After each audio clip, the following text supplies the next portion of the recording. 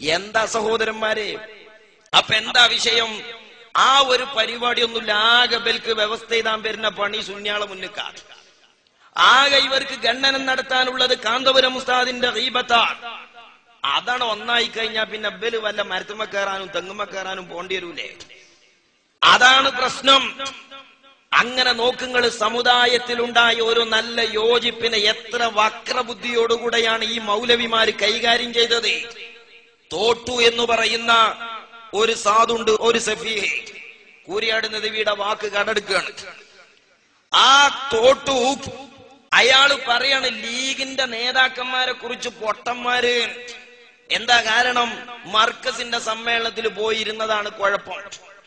എന്നിട്ട് ചങ്ങായി പറയാ, സംഗതി ഞമ്മളെ നേതാക്കന്മാരൊക്കെ തന്നെയാണ്, പക്ഷെ തലന്റെ ഉള്ളിൽ ഒന്നുമില്ല. ഇവന്റെ തലന്റെ ഉള്ളിൽ ആ വൈറ്റ് ഹൗസ് മുഴുവൻ.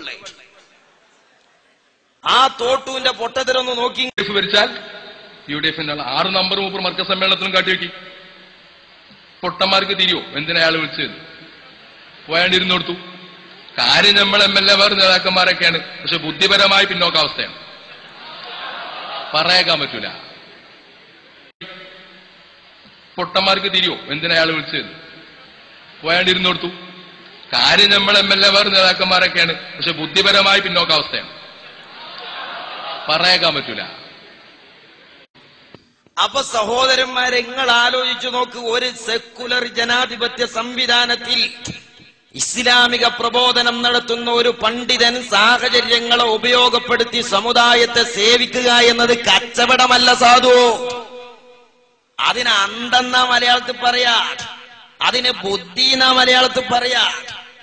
ഇനി നോക്ക് സഹോദരന്മാരെ, ഉണ്ടായില്ലേ? ഞങ്ങള് പണ്ടായി ചെയ്തപ്പോ നിങ്ങൾ കുതിരയാക്കി. അവസാനം നിങ്ങളെ സ്റ്റേജുമ്മ ശ്രീധരൻ പിള്ള എത്തിയില്ലേ?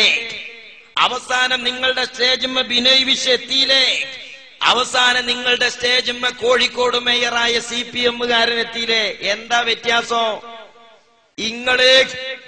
ഞങ്ങള് കേറിയ ബസ് സ്റ്റോപ്പിക്ക് നിങ്ങൾ എത്തണമെങ്കിൽ തന്നെ ഒരു 100 കൊല്ലത്തെ വ്യത്യാസം ഉണ്ട്. അതാണ് നമ്മൾ ഈ സനത് വേച്ചൂട്ടിയ ഒക്കാത്ത. ഞങ്ങളെ കൊല്ലം നിങ്ങളെ കൊല്ലം ഒരുപാട് നൂറ്റാണ്ടിന്റെ വ്യത്യാസമുണ്ട്. ഇനി നിങ്ങൾ ആലോചിച്ച് നോക്ക്, ആരാ പൊട്ടൻ? MSF-ന്റെ സംസ്ഥാന പ്രസിഡന്റ് മർക്കസ് സമ്മേളനത്തിൽ വന്നതുകൊണ്ട് ബുദ്ധിപരമായി പിന്നോക്കക്കാരനാണോ? കുട്ടി അഹമ്മദ് കുട്ടി ബുദ്ധിപരമായി പിന്നോക്കക്കാരനാണോ? അങ്ങനെ MK മുനീർ ബുദ്ധിപരമായി പിന്നോക്കക്കാരനാണോ? മർക്കസിന്റെ VIP സമ്മേളനം കോഴിക്കോട് നടക്കുമ്പോൾ അതിൽ മുഖ്യാതിഥിയായി പങ്കെടുത്ത ബഹുമാന്യനായ കുഞ്ഞാലിക്കുട്ടി സാഹിബ് ബുദ്ധിപരമായി പിന്നോക്കക്കാരനാണോ? ഓലൊക്കെ അങ്ങനെയാണെങ്കിൽ പിന്നെ നിങ്ങൾ പറഞ്ഞ വർത്താനം കുതിരവട്ടത്തെ വർത്താനാണ്. ഞങ്ങളും ബന്ധം അങ്ങനെയൊക്കെ പറഞ്ഞു കുതിരവട്ടത്തിൽ എന്നാ പിന്നെ ഓല ബുദ്ധിമാന്മാരെ ചെല്ലുണോര് പോയത്തക്കാരേക്കാരം.